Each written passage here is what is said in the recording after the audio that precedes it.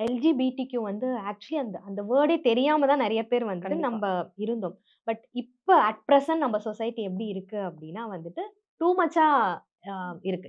இத பத்தின ஒரு டிஸ்கஷனா இருக்கட்டும், கண்டிப்பா. பேசுறதா இருக்கட்டும், அதுவும் வந்து குழந்தைங்ககிட்டேருந்தே அது ரொம்ப ஆரம்பிக்குது. இந்த ஒரு டீனேஜ் கிட்ட நெருங்கும்போதே வந்து பாத்தீங்கன்னா, ஆமா. இது மாரியான விஷயங்கள் வந்து நெறைய இருக்கு. ஸோ பை பர்த்தே வந்து ம். பாத்தீங்கன்னா, அவங்க ம். லெஸ்பியனா இருக்கட்டும், கேயா இருக்கட்டும், பை ஓ! பர்த்தே அவங்களுக்கு வர ஒரு விஷயம் தான். அப்படியா? ஆமா. ஓகே. பட் அந்த ரியலைசேஷன் அப்படின்றது அவங்கள வளர வளர தான் வரும். ஓகே. ஏன்னா ஓகே. நம்ப இப்ப இருக்கிற சொசைட்டி படி வந்துட்டு ஆப்போசிட் ஜெண்டர் தான் வந்து பாத்தீங்கன்னா, அந்த அட்ராக்ஷன் நடக்கிறது, கண்டிப்பா. கல்யாணம் ம், ம், இருக்கிறது ம். எல்லாமே. நெறைய பேருக்கு வந்து கல்யாணம் ஆனதுக்கு அப்புறமும் ரியலைஸ் ஆயி, அந்த மேரேஜ் லைஃப்லேருந்து பிரேக் பண்ணி போனவங்களும் இப்ப ரீசென்ட்டா இருக்கிறாங்க. இருக்காங்க. ஓகே. மேபி முன்னாடியும் இருந்திருப்பாங்க. பட் அவங்களுக்கு இதுதான் எனக்கு நடக்குது. ஏன் எனக்கு வந்து என் ஹஸ்பண்ட் கிட்ட அந்த அட்ராக்ஷன் இல்ல? ஏன் என் ஒய்ஃப் கிட்ட அந்த அட்ராக்ஷன் இல்ல? எனக்கு பிடிக்க மாட்டேங்குது. ஆனா ம். என்னோட ஜெண்டர பார்த்தா எனக்கு பிடிக்கிற மாதிரி இருக்கே! ஓகே. அப்டின்ற அவங்களுக்குள்ள அந்த கேள்விகள் வந்து இருந்திருக்கலாம். ம்ஹ்ஹ்ம். ஆனா அவங்களுக்கு என்னன்னு தெரியல. பட் தெரியல. இப்ப நெறைய தெரியறதுனால வந்து பார்த்தீங்கன்னா, அவங்க பிரியவும் செய்றாங்க.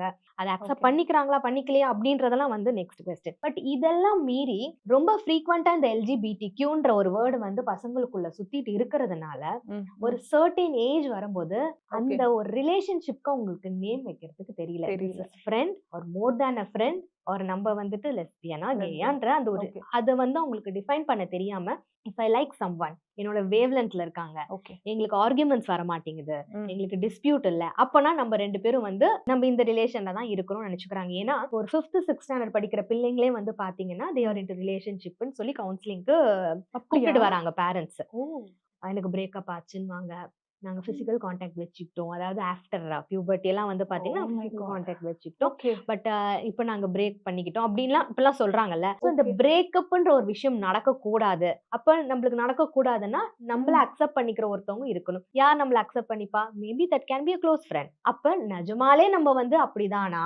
ம். இல்ல நம்பளா அத வந்து அப்படி ஒரு திங்கிங்ல இருக்கோமான்றது இருக்குமா? குழந்தைங்களுக்குள்ள இருக்க மாட்டேங்குது. ஓகே. இல்லாமலே அவங்களே ஒரு லேபிளிங்கோட வந்துர்றாங்க. ம்ஹ்ஹ்ம். ஸோ இது பேசி பார்த்தா தான் இதுக்கு கவுன்சிலிங் தேவையா? இல்ல வந்து இவங்க ஃப்ரம் பர்த்தே இவங்களுக்கு வந்துட்டு ம். உடம்பு ரீதியாவே இவங்க வந்து அப்படிதான் இருக்கிறாங்களான்றத நம்ம பேசி பார்த்தா தான் நம்மளுக்கு அந்த புரிதல் வந்து சரி. கண்டிப்பா இருக்கும்.